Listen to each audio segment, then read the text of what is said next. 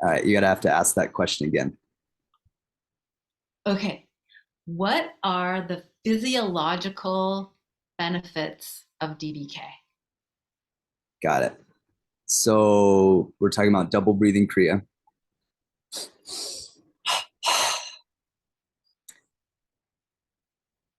So there's a lot of physiological benefits in general when we're talking about conscious, intentional breathing exercises. Like, it doesn't matter what name we call it.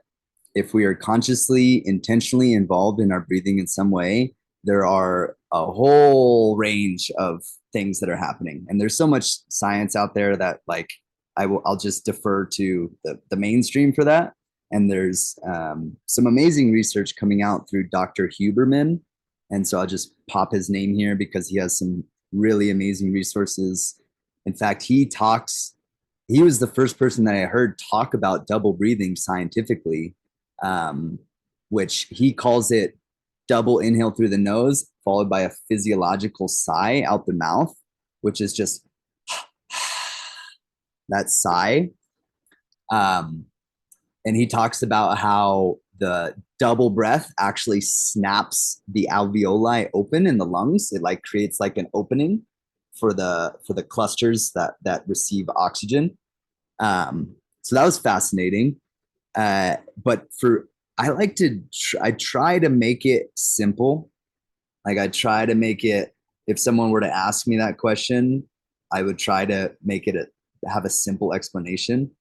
And so when I think about it, I'm like, okay, what are the physiological benefits of double breathing Kriya?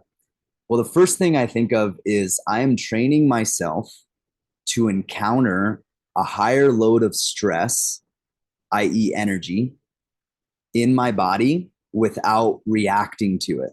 Because as I'm increasing when I'm double breathing, I'm oxygenating, there's more energy coming in my system. There's more, it's like there's like a charge that's building, and I'm like, but can I stay relaxed and stay calm and let the breath just kind of move through me? And so I'm increasing my stress tolerance voluntarily, which is so valuable in today's world, right? Where there's so many different stressors that are coming at us from invisible, like, we don't even know. And so I prefer to take the matter into my own hands and like, okay, can I increase my stress tolerance a little bit? And can I practice increasing it a little bit? And double breathing is one way that I for sure I can feel it in my system. I am increasing my capacity for that. Um, and in the breath hold at the end, when we're practicing the kumbhaka and the breath retention, the as my carbon dioxide levels are rising because I'm not breathing, that's what happens. Carbon dioxide levels go up. That actually triggers the primitive part of my brain stem that's going to send a message back into my body to tell it that it needs to breathe. That is a physiological stressor, which means that it's not something that's cognitive. I'm not thinking about it, but my body is responding. You must breathe. Like, we are in danger. There is a danger happening.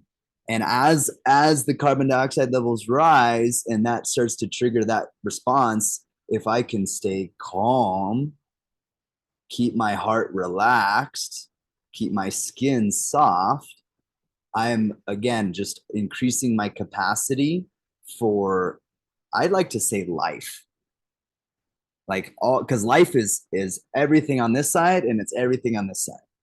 And so I'm just increasing my capacity for all of it, and I'm not freaking out, and I'm just staying calm, and I know that I'm in control because I can breathe if I want to, if I need to. And when I've had enough, like, I'm in control. Okay, it's time for me to breathe. And I take my recovery breath, I savor it. I'm like, oh yeah, like, I haven't breathed for, I mean, it could have only been 30 seconds, it doesn't need to be a long time. But for my system, like for my primitive animal body, I was like, oh, I just got a new chance at life. And I get to savor that for a moment, honor it, give thanks to it, and then release it. And so that would be my explanation of the physiological benefits of DBK. And they're also psychological as well. Because, Right. yes, physiological animal instinct to, I gotta live, I gotta breathe. And then there's the part of you that's like, I am in control. I'm okay. I'm choosing this. I'm strengthening my resilience to things coming at me in life. Okay, now we can breathe. So you've got like that dual It's you're physiological, no, psychological. yeah, you're spot on, and that's really well articulated. I like to say biology and spirituality are the same. Like when we really dive into in psychology and all of these things, they just start to blend together, and we just have different words to explain them. Yeah, yeah, we're taking back the reins from our mind so that our soul can do the job. So good. Yeah, Thank you. you're welcome.